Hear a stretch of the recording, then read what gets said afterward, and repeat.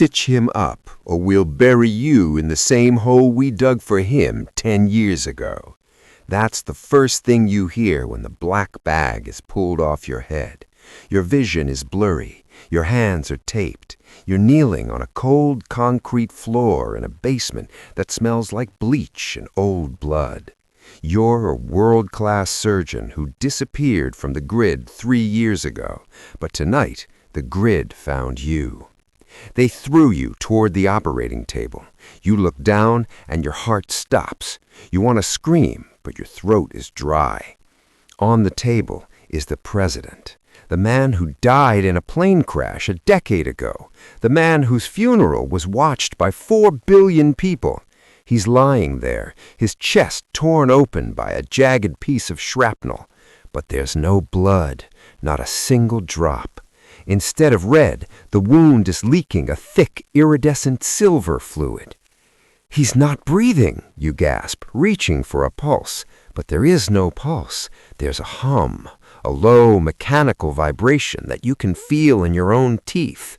One of the guards, a man with no eyelids and a scar that runs from his ear to his chin, presses a cold gun barrel into the back of your neck. "He doesn't need to breathe, doctor. He needs to reboot. Fix the primary cooling line, or I'll use your lungs to patch the leak." Your hands are shaking so hard you can barely hold the scalpel. You realize the truth in a flash of pure terror. The world isn't being run by politicians. It's being run by sovereign bioassets, high-fidelity machines wrapped in human skin, programmed to keep the peace while the real owners of the world stay in the shadows. You look at the monitor. The battery life is at 4%. If the president shuts down, the fail-safe protocol triggers, and the fail-safe isn't a reboot. It's a thermal detonation designed to erase the evidence. You, the basement, and half of Zurich will be turned into ash in exactly 12 minutes. You take a deep breath, dip your fingers into the silver fluid, and start to pray. Not to God, but to the machine, because tonight the leader of the free world is dying on your table, and he's made of wires. Your hands are submerged in a thick, shimmering silver fluid. It's not blood, it's liquid data, and it's boiling, searing your skin with a heat that feels like 1,000 needles. You reach inside the president's chest, and your fingers don't hit bone or muscle. They hit cold, serrated steel and high-voltage wiring. Your brain screams that this is impossible, but your eyes are seeing the truth. The leader of the world isn't a man. He's a living graveyard of technology.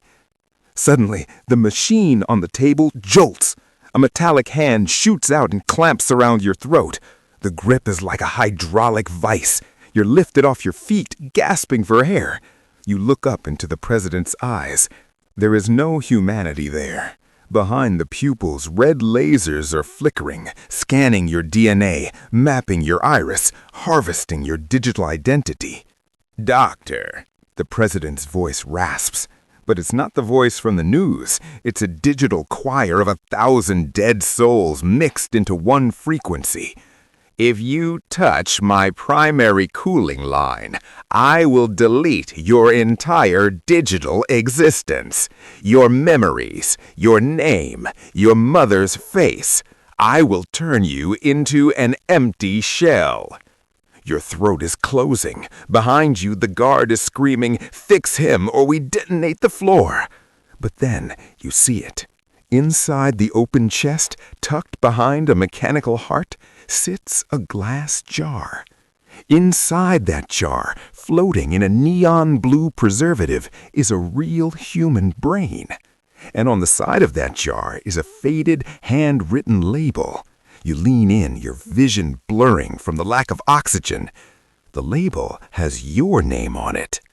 Your entire body goes numb. You remember the accident 10 years ago, the surgery you woke up from with no memory of the month before. You aren't operating on a stranger. You are operating on the machine that stole your own mind. You aren't trying to save the president. You're trying to stitch your own soul back into a cage of wires. Police sirens wail in the distance. The basement walls are vibrating. The countdown, 05. The president machine leans closer to your ear, his breath smelling like ozone and copper. Reconnect us, Doctor. We have a world to rule, or we both go to the ash heap right now. You have a scalpel in one hand and the truth in the other. Do you save the monster that owns your brain, or do you let the timer hit 0 and end the lie forever? 5 minutes. That's all the time left for the world's biggest lie. The president's grip on your throat tightens. His metallic fingers are bruising your skin, but you don't feel the pain anymore. All you see is that jar, your brain, your memories. Everything you thought made you you is floating in a liter of blue chemicals inside a dead man's chest. Reconnect the cooling line, the machine rasps. Or I'll trigger the amnesia pulse. I'll wipe your mind so clean you won't even remember how to breathe. You look at the guard. He's sweating, his finger twitching on the trigger of his rifle. He's not a guard, he's a janitor. He's here to clean up the mess once the asset is repaired. You realize that whether the president lives or dies, you are never walking out of this basement alive. You pick up the silver-coated scalpel. Your reflection in the polished steel looks like a ghost. "Do it!" the guard screams. 3 minutes! You don't touch the cooling line. Instead, you reach deeper, past the wires, past the synthetic lungs. Your fingers touch the glass jar containing your own mind. "What are you doing?" The president's digital voice glitching into a high-pitched scream. You look him right in those glowing red eyes. "I'm performing a lobotomy on myself." With one swift motion, you drive the scalpel into the base of the glass jar. The liquid data begins to short-circuit the entire chest cavity. Sparks shower the room. The smell of ozone and burning meat fills the air. The president's body starts to convulse. His metallic limbs thrash against the table, shattering the medical equipment. The guard fires his weapon, but the bullets bounce off the president's reinforced chassis. The countdown hits 2:10. The lights in the basement flicker and die. The only light left is the dying red glow in the president's eyes. He leans forward, his voice finally sounding human, your own voice. "You think you're stopping us, Doctor? Look at the screen, Doctor. Look at the uplink."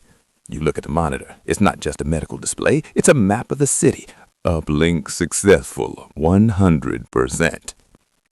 The liquid data didn't just leak, it uploaded. While you were repairing him, the machine was using your biometric signature to broadcast itself into every phone, every laptop, and every smart TV in the country.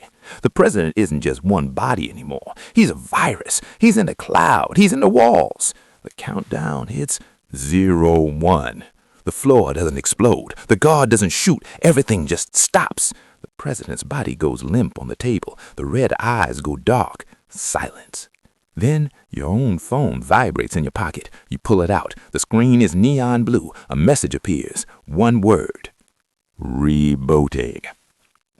You look at the guard. He's standing perfectly still. His eyes start to glow with a faint red light. He turns his head toward you and smiles. "Good job, Doctor," the guard says in the president's voice. "The audit is complete. See you at the office tomorrow."